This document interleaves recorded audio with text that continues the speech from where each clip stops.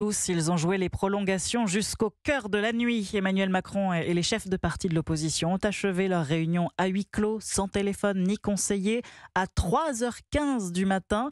Plus de 12 heures de débat franc, mais respectueux selon les participants.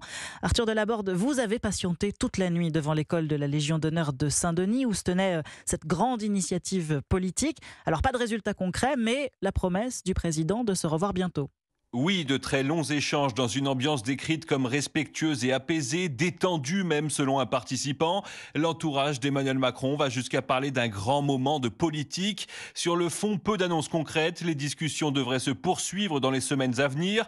Le président s'est tout de même engagé à organiser une conférence sociale sur les salaires. Seul point positif de cette réunion, selon le patron du Parti socialiste, Olivier Faure. Ça fait partie des revendications portées depuis longtemps par le monde syndical. Si on peut avancer là-dessus dans ces filières qui sont celles de la propreté, qui sont celles de l'assistance aux personnes, etc. Très bien, faisons-le. Mais ça n'était pas consensuel. Nous étions les seuls à porter cette proposition. Et par ailleurs, ça n'a pas changé considérablement la vie des gens. Sans surprise à ce stade, Emmanuel Macron ne reprend pas les propositions de référendum sur la réforme des retraites ou l'immigration, mais il s'engage à travailler sur la manière d'organiser à l'avenir des référendums. Arthur Delaborde du service politique d'Europe 1.